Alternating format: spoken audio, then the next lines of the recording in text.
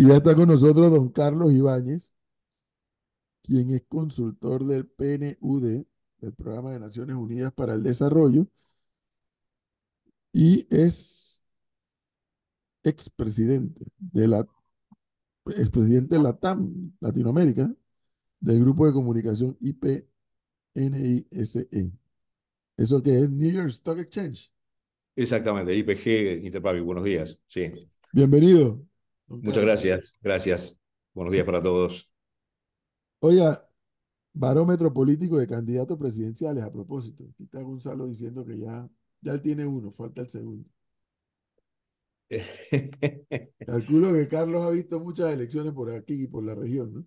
Así es, sí, sí, hemos trabajado en América Latina, Centroamérica y también en Europa, así que elecciones y procesos electorales en general, ¿no? Referéndums, bien, bien interesante, tenemos una A experiencia propósito bastante de esa amplia. experiencia, Carlos, comentábamos aquí hace varios meses atrás y yo les decía a los compañeros de la mesa que si Milei ganaba en Argentina y luego de la experiencia del Salvador con Bukele, ¿no cree Carlos que puede que haya un movimiento en la región hacia ese modelo o estilo de gobierno? A ver, nosotros es una interrogante de debate, digamos, teórico bastante interesante. Yo creo que sí, hay una apertura. La apertura no nace en América Latina, nace en Europa, con movimientos nacionalistas. Vox es el primero en España que tiene, digamos, una prevalencia importante, que nace prácticamente de la nada y en poco tiempo se transformó en la segunda, tercera fuerza política de España, con partidos con más de 100 años, con lo cual es para tenerles respeto, digamos. Partidos muy personalistas y efectivamente, sí, hay una corriente que encausa este tipo digamos, de políticos, por decirlo de alguna forma. Para que ustedes tengan una idea, en el caso de la campaña cuando Milei asume, la voz más nombrada en la Argentina fue Bukele. Para tener, o sea, en América Latina yo creo que hace años, por lo menos desde los que yo estoy en términos de comunicación, que no se sabe cuál es un presidente de Centroamérica. ¿Me explico? Es así. Ahora, Bukele se conoce en absolutamente todos lados, es una figura, y efectivamente hay toda una corriente ahí que, bueno, que va a haber que estar atentos. Esto no quiere decir que esto vaya a cambiar, pero estas corrientes muy enfocadas en lo personal, en la figura, digamos, no tanto en una ideología o en un partido tradicional, está teniendo un espacio, que antes no lo tenía, claramente, ¿no? Pero en ese sentido, Carlos, también se ha dado otro fenómeno y es que pareciera que el centro cada vez desaparece más. Efectivamente. Sí, el centro tiene un gran problema. En el Y eso espectro no es bueno, político, perdón. no es bueno eso. A ver, yo creo que todo lo que atente contra el sistema democrático en el sentido amplio de la palabra de lo que es democracia es un problema y es un problema que lo están detectando organizaciones internacionales, ¿eh? O sea, todo esto que tiene que ver con la desafectación del sistema es un tema. O sea, ya no es un tema de indecisos, es el desafectado, es el que dice a mí ya no me importa nada, yo no voy a votar, no creo en la política, no creo en los políticos, que es una corriente de opinión que en el caso europeo, la Unión Europea tiene muchos proyectos de trabajo sobre este tema y mucha inversión para traer al elector joven diciendo el sistema que hoy prevalece es la democracia, te guste o no te guste, podrá ser de una forma u otra, pero no te vayas del sistema, porque irse del sistema ya no queda otro sistema, ¿me explico? Es el que tenemos. Podemos mejorarlo, será obviamente perfectible, pero quedar por fuera del sistema es extremadamente peligroso. Y en ese sentido, los partidos de centro efectivamente tienden a diluirse en el espectro, ¿no? En la medida que se va polarizando, los centros tienen bastante problema para buscar su lugar en el mundo, por decirlo de alguna manera, ¿no? Claro, En don Carlos, pero la realidad es que en Panamá no se habla del debate ideológico como se habla en Colombia, como se habla en 100%, Argentina, en Chile. Entonces, por ciento, comparar un partido político con otro da lo mismo, porque todos son iguales. Entonces, 100%. la consulta es cuando usted hace el estudio comparativo de los candidatos que están sobre la mesa. ¿cómo se diferencia uno de otro? Tomando en cuenta que los partidos políticos que están detrás de ellos son iguales. Bueno, a ver, eh, Gonzalo, para empezar, para entender un poquito qué es esto del barómetro, ¿sí? Que Ujú. es un reporte que nosotros generamos en muchos países donde tenemos actuación y donde no tenemos actuación. La idea es tomar las figuras políticas, sean candidateables o no, es tomar figuras políticas que nosotros sabemos que tienen tracción sobre la ciudadanía y empezar a analizar qué es lo que los medios dicen de ellos, qué es lo que ellos dicen de ellos y qué es lo que la gente dice de lo que ellos dicen. Ese es el barómetro. Y después lo que hacemos es comparamos ese clima de uno en otro, partiendo de la base, y esto es importante, que el barómetro es situacional, ¿sí? Esto es como hablar del clima de una región y el pronóstico del tiempo. El barómetro es un tema de clima, no es pronóstico del tiempo, no está diciendo esto es lo que va a pasar, está diciendo en esta foto es como que si tú dijeras, bueno, yo estoy en un clima seco y, o sea, no sé, y tropical. Dice, bueno, pero hoy llueve. Bueno, sí, sí, ese es el pronóstico del tiempo, no deja de estar en ese clima. El barómetro muestra clima, por lo tanto, lo que se refleja en este barómetro no es una proyección de lo que va a suceder, no es una predicción, no es un modelo predictivo, muestra una foto que compara a todos por igual, eso sí, y a partir de ahí es un dato sobre lo cual los analistas todos vamos tomando posición. Yo creo que lo que nosotros hacemos con el barómetro es buscar de poner ciencia de datos en campañas políticas, que lo hay. Hasta el que no considera el dato, finalmente igual está metido, está inmerso en estos datos. ¿Qué es lo que opina la gente? ¿Qué tipo de gente es la que está opinando?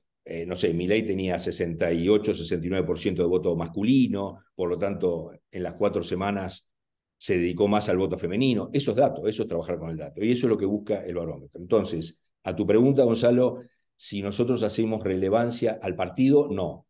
Para nosotros, en el barómetro, lo que estamos diciendo es esto es lo que opina lo que se llama el media o el agenda setting, o sea, qué es lo que los medios ponen en agenda, ¿sí? Y por otro lado, qué es lo que ellos dicen en sus propias redes y qué es lo que la gente dice en redes en sentido abierto. Es un scrapping abierto, bastante más sofisticado que medir volúmenes, digamos, ¿no? Pero Acá fíjese que viendo la presentación, que por cierto está muy interesante, de la reacción que tienen los candidatos en redes sociales, sí, cuál es ese contenido o ese contacto además que tienen con los seguidores. Hay algo que me llama la atención, porque cuando se lee el estudio completo, una de las conclusiones es que quien más capitaliza comentarios a favor dentro de su campaña es el señor Lombana por el tema minero, sí, siendo el tema minero, digamos, el componente más fuerte políticamente hablando en los últimos meses. así Pero es. no así Martín Torrijos, que Martín Torrijos también estuvo en contra del contrato minero. ¿Qué vieron ustedes de la crítica frente a Martín Torrijos que no la tuvo Ricardo Lombana cuando los dos estaban en contra del contrato minero? Bueno, en principio, si estamos hablando de la reacción ciudadana, ¿no? Que es de lo que Sí. estamos hablando. O sea, Ujú. y esto es importante que quien nos escucha sepan que esto es ciencia de datos. O sea, acá no hay opinión, acá se extrae el dato, obviamente se cura, se analiza, pero es un dato. O sea, nosotros no estamos, no hay forma de sesgar esto es lo que está en redes y se puede ver. Cuando un candidato hace una declaración, la reacción que tiene a dos candidatos que hacen la misma declaración es cuál es la legitimación que cada uno tiene que lo precede a esa declaración. ¿Qué quiero decir con esto? Si yo soy un candidato que estoy por fuera de lo que es el circuito político tradicional de los partidos tradicionales, como ejemplo, y digo, nosotros lo que vamos a hacer es cambiar el rumbo de este país, naturalmente la reacción puede llegar a ser más favorable de otro que diga exactamente lo mismo, pero que está dentro del circuito, pero el ataque es lo que pasa que ustedes, ¿por qué no lo hicieron en su momento? ¿Sí? Estos son los outsiders de lo que estábamos hablando en un principio, es el caso de Milei, que bueno, que dice, yo vengo a hablar en contra de la casta, ellos son la casta, yo soy nuevo, lo cierto es que hoy el gabinete de Milei es todo de la casta, pero eso es otra historia, pero lo que sí sucede en términos de lo que tú mencionabas es que la gente reacciona de la manera en que también el candidato es percibido. Por eso que toda la parte de percepción y gestión reputacional de candidato es clave en campaña. Si yo soy un candidato que estoy considerado como un candidato honesto, que tengo autoridad sobre los temas de los que hablo, y bueno, la gente va a reaccionar distinto, por más que dos candidatos digan exactamente lo mismo, que es un poco lo que sucede. Torrijos, en los comentarios generales, aparece como alguien que en su momento apoyó la minería, que en su gobierno nunca dijo nada. Bueno, en este caso, entonces eso le juega en contra a la hora de la reacción, ¿sí? Como explicación de lo que sucede, ¿no? Ahí lo que están mostrando un poco son lo que nosotros llamamos sentimentalización, que no es necesariamente positivo o negativo, por eso ponemos favorable o desfavorable. ¿Esto en qué temporada es? Estos son los últimos 90 días. O sea, Ok. esto va hasta el 12, hasta el 10 de diciembre. E incluso en este barómetro hay un parteaguas muy claro que tiene que ver con el tema de la minería. O sea, los candidatos quedaron posicionados mejor o peor en función de cómo trabajaron el tema comunicacional de la minería y cómo se pararon frente al tema. Es uno de los indicadores más claros. O sea, la gente penalizó o no a los candidatos que les creyó que estaban a favor o en contra de la minería. No sé si me explico.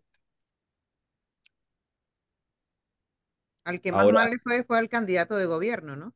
sin duda, pero es que ahí hay un desgaste y obviamente es el desgaste natural de la gestión, que eso siempre es así, sumado a que es un candidato que comunicacionalmente está bastante golpeado, digamos, ¿sí?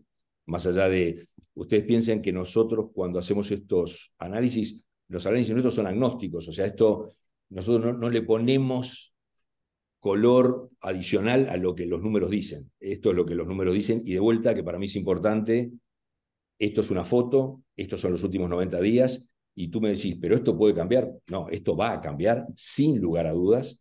De hecho, sabemos que en enero pueden haber cambios en las fórmulas, ustedes estaban hablando del tema de las papeletas, o sea, hay gente que, en el caso de Martinelli, por más que Martinelli pueda eventualmente no participar, va a decir yo voto a Martinelli, o sea, esas cosas van a suceder y esto va a cambiar. La Ahora, foto es esta. ahora, don Carlos, hay algo que me llama la atención y no sabría cómo interpretarlo y qué bueno que usted esté aquí. Cuando vemos el cuadro comparativo de la desaprobación o aprobación de los candidatos, Sí, vemos que Ricardo Lombana tiene un alto nivel de aprobación sí, eh, y que Ricardo Martinelli sería el segundo en cuanto a nivel de aprobación con un 36%. sí. ¿Aquí qué influye más? ¿El nivel de desaprobación que tenga un candidato o el nivel de aprobación que tengan estos? Es una muy buena pregunta. En realidad nosotros lo que generamos es un índice porque efectivamente hay dos cosas que hay que tomar en cuenta. Primero, los volúmenes que cada candidato tiene, ¿sí? Porque tú puedes decir, mira, yo tengo un índice altísimo de aprobación, tengo un 90% de aprobación, pero tenés 100 personas que hablaron de ti.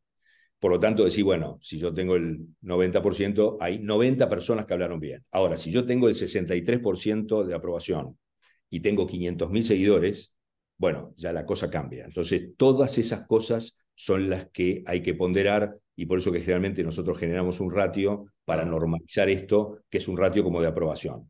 Y en general, yo te diría que lo que tú mencionás, Gonzalo, es parte de lo que los analistas nuestros hacen cuando nosotros ya estamos trabajando en campaña. Es entender si hay que trabajar sobre los índices de aprobación o los índices de desaprobación para ver dónde uno se apoya, tanto de un candidato como del resto del espectro político, ¿no? Ahora, don Carlos, en política funciona eso de que hablen mal, no importa, pero que hablen. Bueno, sí, funciona así, claro que sí. O yo te diría al revés. Sin visibilidad ciudadana es muy difícil ganar una elección. O sea, hay que tener visibilidad para empezar. Eso no te garantiza, pero si sos un candidato poco conocido, por más que tengas una propuesta similar al final, finalmente no lográs subirte al ring de los dos o tres en los cuales va a quedar la contienda. Antes Edwin decía, con quien polemice Martinelli o no, si hay una polémica, hay un debate. Eso es todo un tema de estrategia de campaña, Sí. justamente. porque si Martinelli sube al cuarto en las encuestas, lo transformó automáticamente en segundo. ¿Me explico? Automáticamente. La percepción de la gente es, acá es donde se está jugando la presidencia de Panamá. Y Ahora, todas esas cosas son parte de la estrategia, ¿no? ese juego sobre la presidencia y la silla en Palacio se definirá por las redes sociales. ¿Y por qué se lo pregunto? Cuando uno ve la realidad de políticos como, o personajes como Milei, Bukele, uno se da cuenta que el impacto que tienen a nivel de redes sociales es muy grande, ¿no? Los extractos Mm. de sus discursos, la actuación que tienen frente a algunos temas, y eso lo que hace es al final transformar o hacer viral al propio candidato, o en este caso presidente. ¿Usted 100%. cree que son las redes sociales o serán las redes sociales las que definan el ganador de la elección de 2024? No, yo lo digo de otra manera. El ganador es el candidato, siempre. O sea, no hay buena gestión de redes que con un mal candidato, por decirlo de alguna forma, pueda Resuelva el ganar. problema. Sí. No hay forma. Lo que sí es cierto es que en un muy buen candidato o un buen candidato con una mala gestión de comunicación en redes, la tiene muy difícil. O sea, acá hay que hacer una compensación, pero la campaña de tierra, como tradicionalmente se dice, esto, que el candidato se acerque, esa cercanía, la gente no es tonta. La gente puede opinar en redes cualquier cosa, pero la gente no es tonta. La gente sabe cuando el candidato está forzando una situación, cuando no se siente cómodo entre la gente, o al revés, cuando ve que hay candidatos que se sienten cómodos. En el caso de Milei era un exabrupto tras otro, pero se sentía cómodo en esa situación. Entonces, Gonzalo, yo creo que hay un partido que se juega en redes, que es muy importante. Tú pensás que nosotros, nuestra primera campaña grande fue de Peña Nieto. En el equipo de Peña Nieto, en lo que era el War Room, nosotros teníamos más o menos entre un 3 y un 5% de participación en la comunicación y nos encargábamos de todas las redes de la campaña, ¿sí? 90 millones de electores. Hoy, cuando nosotros nos sentamos en la mesa de trabajo de un candidato, somos el 30 al 40% del trabajo de campaña. ¿Qué es lo que se hace en redes? ¿Cómo se comunica? ¿Qué es lo que está pasando? ¿Cuáles son los incidentes? O sea, las redes amplifican y también muchas veces generan agenda, sin perder de vista lo que yo les decía hoy, que la agenda setting que hacen los medios también es un tema en el cual hay que tomar muy en consideración. O sea, si permanentemente un medio me está acusando a mí de casos de corrupción y naturalmente yo en campaña voy a tener que decir algo. Hay un punto en el cual voy a tener que decir algo. Si ustedes se fijan en el reporte que enviamos, hay un dato curioso con respecto a eso, que el esfuerzo en redes de Martinelli de decir todo lo que me está sucediendo tiene que ver con una persecución política, y eso sale del análisis semántico de lo que pauta el equipo de Martinelli. La gente, eso creo que es el 20 y pico por ciento o más del esfuerzo que hace la gente de campaña de Martinelli o la gente de comunicación de Martinelli. Sin embargo, la gente reacciona a eso con un 5% de los comentarios que le destina a Martinelli. O sea, cuando en campaña tú estás pensando que lo que tenés que posicionar es que tenés un ataque político, la gente no está creyendo que realmente haya un ataque político. Eso es lo que voy. Y por eso que el dato es importante.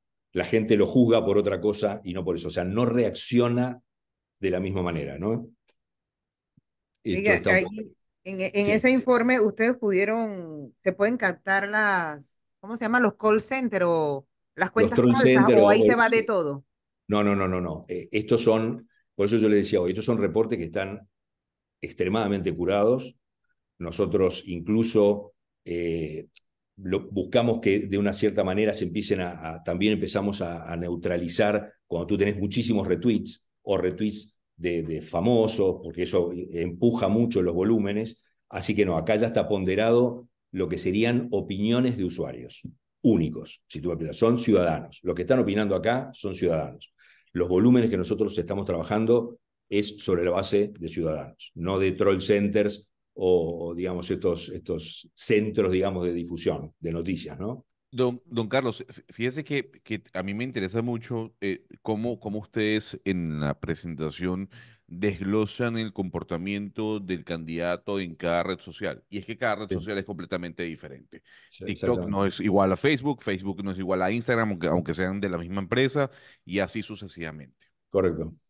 Y me llama la atención cuando se pone la definición o definitoria del análisis hecho a Rómulo Rux, diciendo el contenido de Rómulo Rux en Facebook es el que tiene tal vez mayor impacto.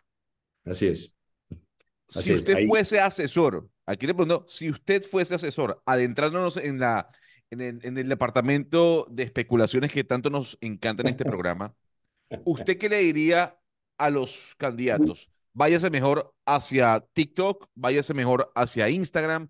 ¿Qué tiene que explotar a nivel de redes sociales?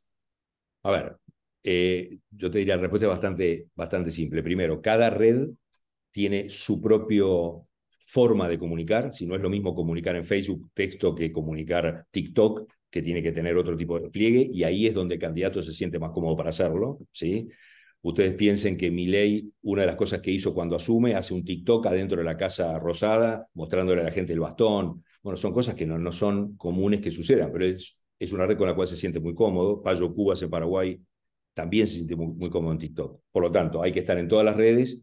Está claro que dependiendo de qué voto uno esté buscando y en función de cómo es el engagement, o sea, la cercanía que cada grupo tiene, cada clúster de votante tiene, hay que poner más foco en esa red. Dicho de otra forma, si yo tengo un voto relativamente adulto y quiero atraer al joven, y bueno, seguramente voy a tener que hacer algo en TikTok. Si yo quiero hacer un debate más de conciencia, más de temas, seguramente hago un podcast, porque es un lugar donde yo puedo expresarme con mejor solvencia con respecto a un tema, no en un debate. Pero dicho esto, está claro que cada candidato se siente cómodo y también está claro de que hay que tratar de ocupar todos los espacios con la lógica que los espacios tienen, ¿no? O sea, porque cada canal tiene su público, no Claro. solamente tiene su forma de comunicar, sino que tiene su público objetivo. Alguien de 50, 60 años va a querer entender más sobre una plataforma política, o sea, va a querer saber cómo es que va a suceder tal cosa, y un joven se va a tirar más por el titular. Va a decir, Carlos, planes privaticemos, de gobierno. perdón. Esto así no me parece haber visto en las gráficas que vi rápidamente. Bueno, que en Panamá todavía no estamos hablando de planes de gobierno, pero en la experiencia vivida recientemente, ¿cuánto peso le asignas a los planes de gobierno en la campaña? En términos del voto, Alto, a ver, exacto. En términos académicos, se le asigna un peso alto por un ejercicio académico importante. En términos electorales.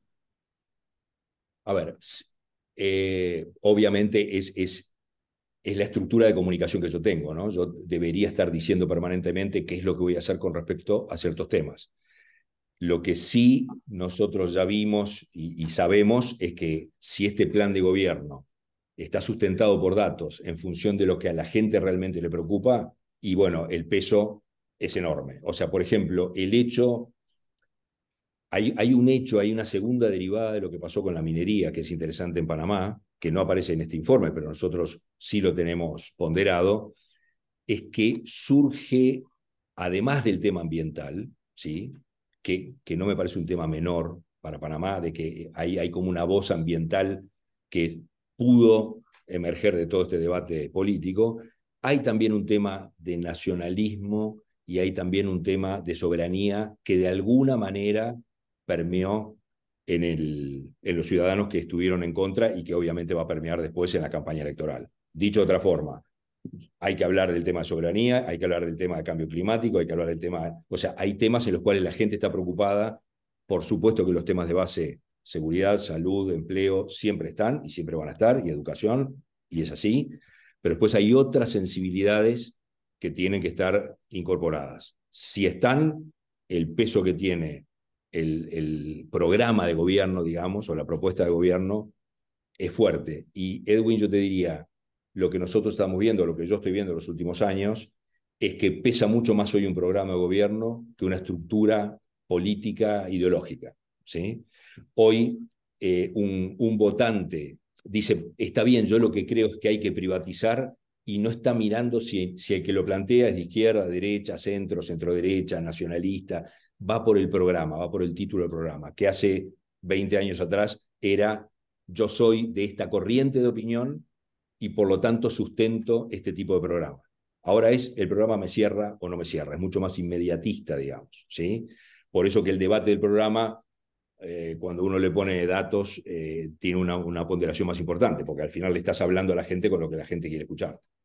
Pero esa valoración que acabo de escuchar sobre el plan de gobierno, que pudiera compartirla casi que al 100%, llega hasta los sectores más populares del electorado. O sea, toda esa ponderación y toda esa valoración, lo que está proponiendo. Sí, bueno, no todo, pero si tú tienes un programa, o sea, lo que está claro es que a cada clúster, digamos, de votante, le vas a tocar el tema que más lo sensibiliza. Si te vas a una zona donde el tema es de la seguridad, tú lo que vas a decir es: yo quiero que Chiriquí se transforme en la zona más segura de Panamá, porque esa es la problemática que la gente tiene. Y si en otro lugar lo que pasó es que la educación está cayendo porque cerraron escuelas, tú vas a decir: acá lo que tenemos que hacer, y mi gobierno lo que hará es poner en primera persona el tema de la educación y le voy a dar más presupuesto. De eso se trata. Entonces, el resto del programa no pesa, ¿sí? No pesa tanto, pero sí, por eso digo, si esto se hace con lo que hoy se llama el micro-targeting electoral, o sea, yendo específicamente a los temas de lo que la gente le preocupa, sí tracciona mucho, pero ojo, siempre es el candidato, porque si yo soy un candidato que vengo prometiendo durante 5 campañas que voy a hacer algo que después cuando soy senador o diputado no lo hago, bueno, no importa, ahí el programa tiene un peso mucho menor, ¿me explico? El tema es en aquellos candidatos, y ustedes los tienen en Panamá, candidatos que han sido candidatos o han ejercido posiciones públicas, que tienen mucha autoridad con respecto al tema ambiental, por ejemplo. Bueno, si esa persona habla del tema ambiental, la gente va a tender a decir: ok, yo lo respeto. ¿Me explico? Porque ya tiene una trayectoria en ese sentido, y si alguien habla de un programa sobre el cual tiene autoridad moral, ética y técnica para hacerlo, obviamente la gente dice: yo le creo. Acá el gran problema que hay, bueno, no sé si el gran problema, el gran desafío, pero que lo que pasa a Panamá y les pasa a todos, es que el tema de que el sistema está corrupto, por decirlo de una forma genérica, todos, si ustedes ven, todos los candidatos pasan por ese transversal, bueno, ahí yo creo que hay un transversal que es peligroso, la verdad, porque es peligroso a futuro, es entender de que los políticos per se son así, y no, puede ser que hayan cometido faltas, y si no, uno no los vota, pero en la medida que eso empieza a dañar el sistema, a mí en particular, y en algunos otros proyectos en los cuales trabajamos en la Unión Europea, es un tema más que relevante la desafectación de los jóvenes al sistema democrático. No voto porque no me da la gana, porque no sirve para nada, porque son todos iguales, y porque además prevalece otra idea, que es: si todos son iguales, finalmente, acá ya sí que el programa no importa, importa el que eh, miren, hay una frase que ustedes seguramente también en Centroamérica funciona en prácticamente todos lados, y es: a ver, todos roban, pero por lo menos con este teníamos trabajo. Eso es lo que yo digo que es peligroso, porque esto es como es la única manera de esconder un Claro. elefante, la manada de elefante. Bueno, como son todos corruptos, por lo menos elijo al que cuando fue presidente a mí me fue mejor. Entonces eso pierde perspectiva y daña al sistema. Ahora, don Carlos, aquí a veces tenemos, no una discusión, sino que leemos los comentarios de los oyentes a través de nuestra línea de WhatsApp y en YouTube, y Claro. muchos de ellos consideran que lo que dicen las redes no es necesariamente lo que pudiera ocurrir en las elecciones de mayo del próximo año. La pregunta sería, ¿reflejan las redes lo que va a ocurrir en mayo del 2024? Hablar de las redes en general, no necesariamente. Un análisis sobre lo que sucede en las redes, un análisis científico, sí.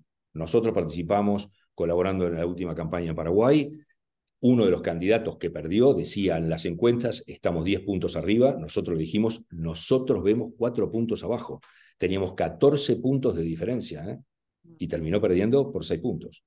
Y nosotros 100% nos basamos en lo que es el análisis semántico de lo que aparece en redes. Nosotros no salimos a preguntar a quién va a votar. Nosotros generamos procesos que nos permiten saber cuál es la probabilidad de que alguien vote a un candidato o a otro por un conjunto de variables que son con las que nosotros trabajamos para poder generar estos informes, e incluso ahí sí ya las predicciones de campaña, ¿no? Quién va a ganar y quién no, que en realidad a nosotros pueden entrar a nuestra web, o sea, nosotros publicamos 48 horas antes cuál es nuestra predicción, y francamente en las últimas elecciones siempre hemos sido muchísimo más asertivos que las casas encuestadoras, de hecho. Y Aquí hay sale un, 100% del análisis de redes, ¿no?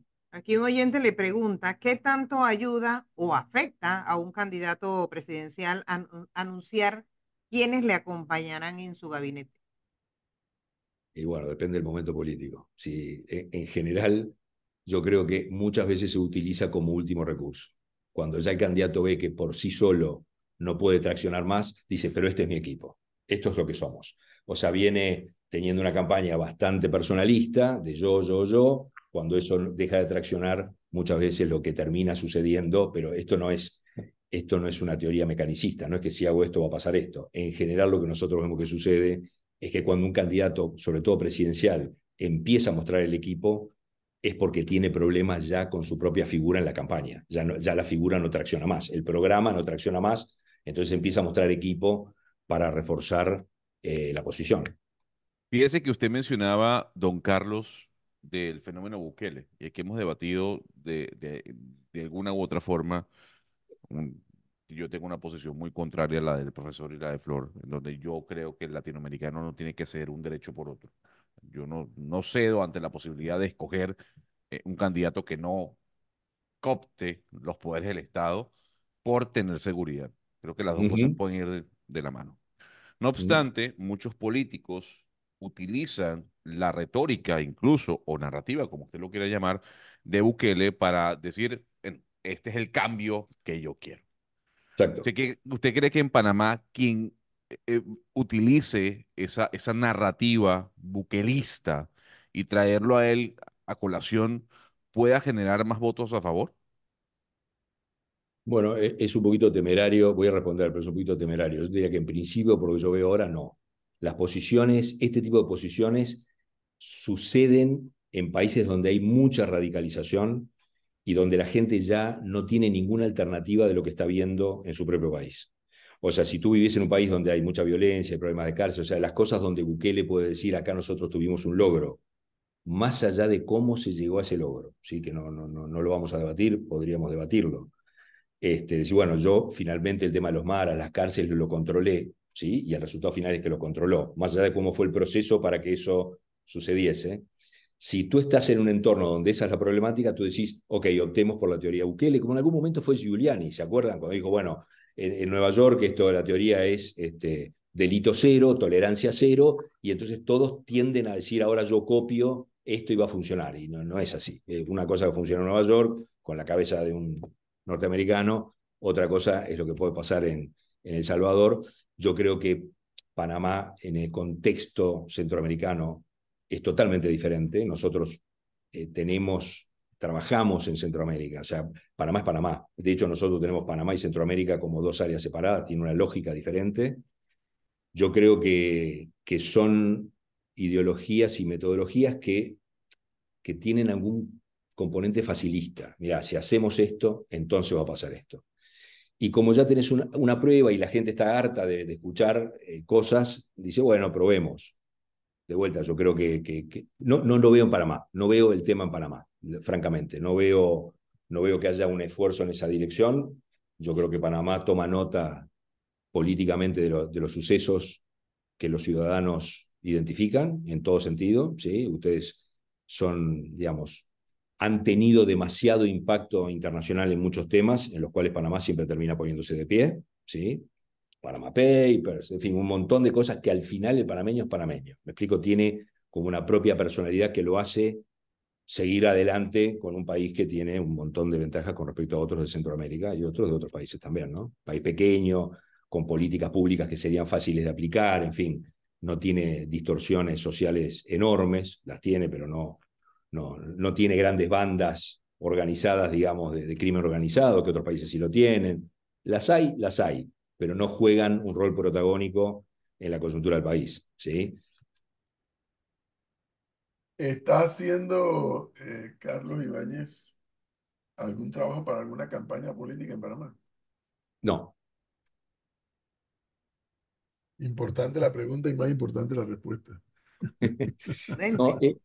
cuando nosotros generamos este tipo de informes, lo hacemos porque, entre otras cosas, Nosotros somos una consultora de ciencia de datos, a nosotros nos interesa saber qué es lo que pasa, porque sí vamos analizando, y ustedes en campaña tienen dos grandes elementos a considerar, que es lo que es el marketing político y lo que es la inteligencia electoral.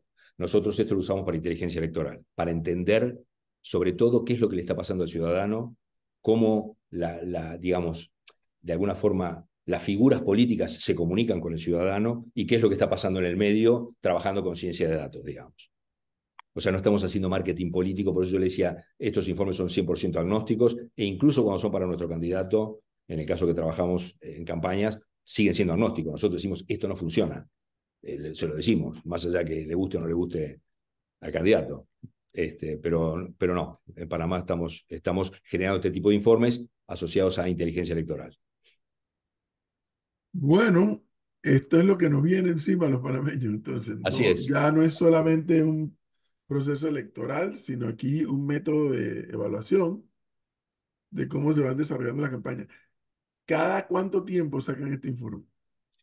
Bueno, depende un poco de los intereses que nosotros mismos tengamos. Esto es un informe, ahora vamos a esperar, sabemos que en enero van a suceder cambios, seguramente haremos algo sobre finales de enero, partiendo de la base que tenemos una campaña corta, entonces seguramente a finales de enero, ya con algunos cambios en papeletas o no, bueno, ahí se irá posicionando y aparte ahora sí empieza, yo creo que se acabó el warming up, ¿no? El irse probando, ahora ya se lanzan al ruedo, ahora ya no hay marcha atrás, ¿sí? Hablábamos Ahora, hace un momento, ya no hay lo marcha sé, atrás. ya no hay marcha atrás, exactamente, con lo cual ahora sí se tienen que empezar a posicionar, sí tienen que empezar a tomar nota, y si ustedes me permiten, lo que nosotros abogamos es que la ciencia de datos pase a ser parte de los procesos electorales, o sea, trabajar con datos de la gente, de lo que a la gente realmente le interesa, no una encuesta de opinión, no si el candidato se ve bien con corbata o sin corbata, que eso está bien, no digo que no hay que hacerlo, pero ir un poco más profundo y decir, bueno, cuáles son las preocupaciones de la gente y cuáles son los temas por los cuales la gente saldría o no a votar, que no es lo mismo, ¿no? O sea, de hecho, creo que ustedes también lo hablaban, una cosa es tener seguidores y otra cosa es tener votantes, no es lo mismo, claramente no es lo mismo. Pero bueno, ese es en ese proceso profesional es en el que estamos embarcados. Bueno, entonces queremos agradecerle por haber estado esta mañana con nosotros y Muy compartir interesante. ese interesante informe. A las órdenes, un placer también, súper interesante el programa, les agradezco muchísimo y cualquier cosa Ah, estamos a las órdenes. ahora, este informe es de 3 meses. Me Son los imagino que últimos 90, van a seguir estamos, haciéndolo hasta que lleguen las elecciones. vamos a hacer uno más a finales de Uno enero. más. A finales de enero vamos a hacer otro, a ver cómo quedan posicionados por los cambios que eventualmente pueda haber, y seguramente después haremos algún otro, pero ahí ya veremos un poco cómo. Estos son informes que involucran un equipo de gente grande, por lo tanto, y como son cosas que hacemos nosotros para investigación, también tenemos que irlo adecuando a los procesos que tengamos nosotros de trabajo. ¿Me explico? O sea, si estamos con bastante carga de trabajo, se ralentizan estos procesos ya que son pro bono, los hacemos para generar Claro. información y para generar debate y para poner en conocimiento un poco de cómo son los procesos de campaña más modernos, por decirlo de alguna manera.